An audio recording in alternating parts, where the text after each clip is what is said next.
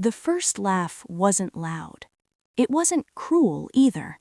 That's what made it worse. It sounded casual, like what they were saying about me was normal, expected. I sat there, my hands wrapped around a glass I hadn't touched in 10 minutes. My fingers were still, but my chest wasn't. It felt tight, controlled, like something inside me was trying not to react. "Emily's been busy lately," my mother said, smiling at the guests. That smile, soft, polite, performative. "She works with, what is it again?" She looked at me, not because she didn't know, but because she wanted me to say it out loud, in front of everyone. I swallowed slowly. "I manage care programs for elderly patients." A pause. Short. Then my father chuckled. "Basically, she plays nurse," he said. Laughter. This time louder, more confident, because now it had permission. I felt my shoulders stiffen slightly, not visibly, but enough. "It's more than that," I said quietly.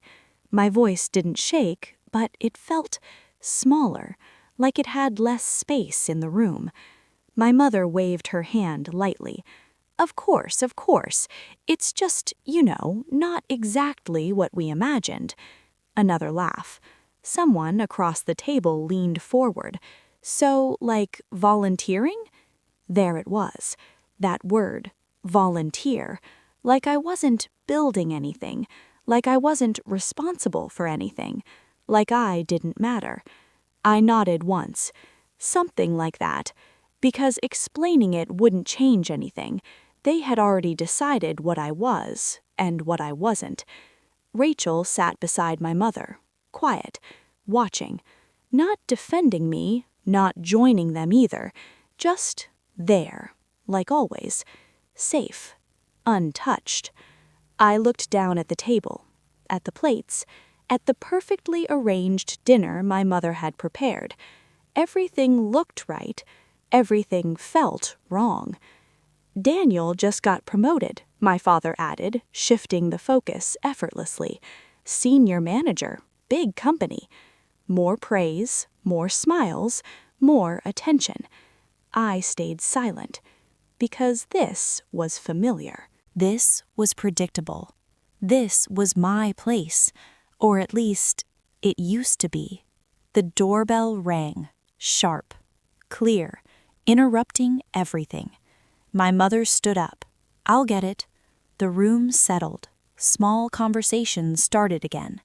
I took a slow breath. In, out. Trying to reset something inside me. Trying to not feel what I was feeling. But I couldn't ignore it anymore. Because this wasn't just about my job. It was about how they saw me. How they always had. And how nothing I did ever seemed to change it. Footsteps approached from the hallway. 2 sets, my mother's and someone else's. I didn't look up immediately. I didn't expect anything. But then I heard a voice, familiar, confident, calm.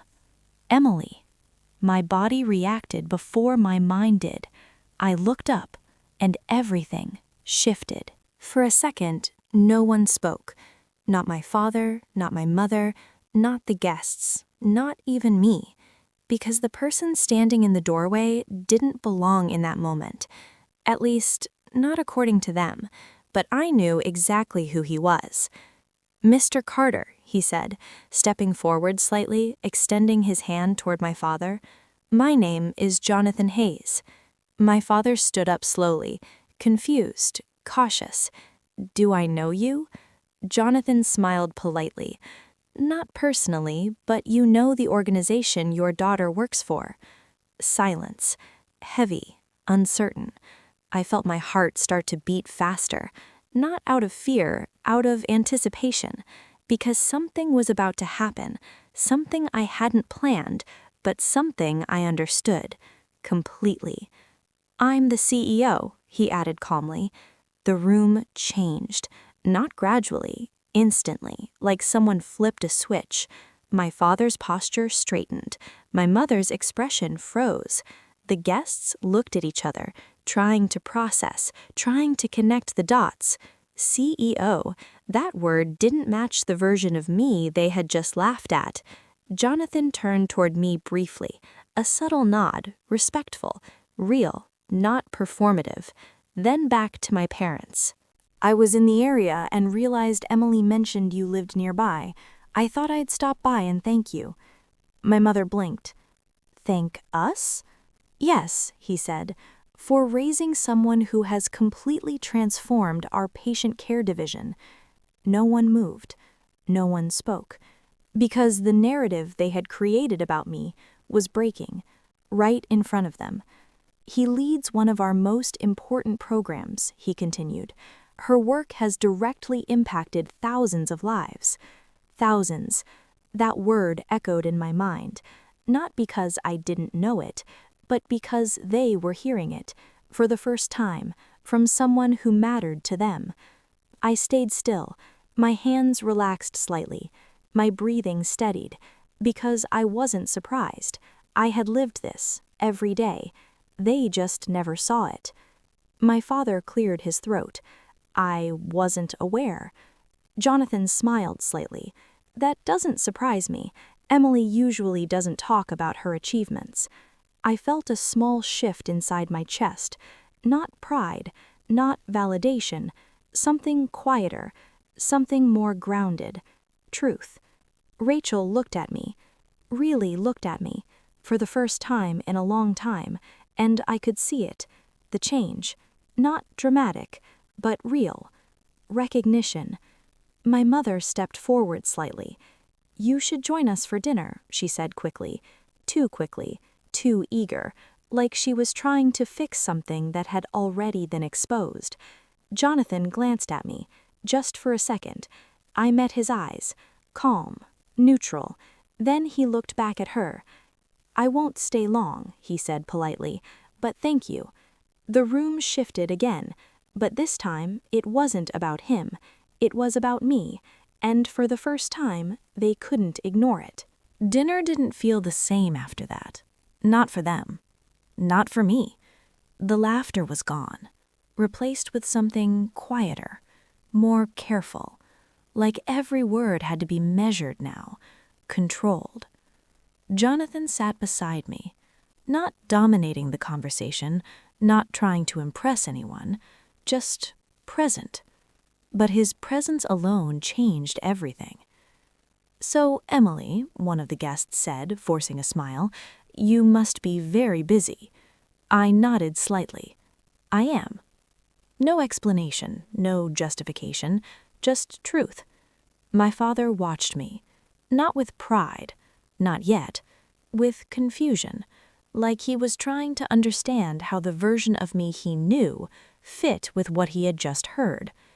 It didn't, and that was the problem. Rachel stayed quiet, but I could feel her attention, focused, observing, learning. Because for once, I wasn't the background, I was the center. Not because I asked for it, because it happened, naturally. Jonathan eventually stood. I should get going, he said. He turned to my parents. It was a pleasure meeting you. Then to me. See you Monday. I nodded. Of course. Simple, professional, real. He left. The door closed, and the silence that followed was louder than anything that had happened before. No one spoke for a few seconds. Then my mother smiled, soft, different. We didn't realize. I looked at her, calm. You didn't ask. The words weren't harsh, but they were final.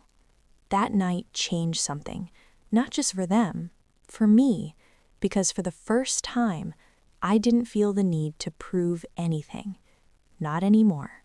Weeks passed. The calls started. Messages. Invitations. Suddenly, they wanted me there, wanted to include me, to understand me. But it felt different now, because I understood something they didn't. Respect that comes after validation isn't the same as respect that comes from belief. and I knew the difference. One evening, my father called. "Emily, we're proud of you." I stood by the window, looking out at the city lights. Calm, still. "I know," I said. But the truth was, it didn't matter anymore, because I wasn't waiting for it. Not from them, not from anyone. I had already built something real, something meaningful, without their approval, without their support. And that was enough. I leaned my head slightly against the glass, a small breath escaping my lips, because the truth was, they didn't change. The situation did. And once that happened, their perception followed. But I had already moved forward, already grown past the version of myself that needed their validation. And that was the real shift. Not the moment my boss walked in, but the moment I realized I didn't need him to.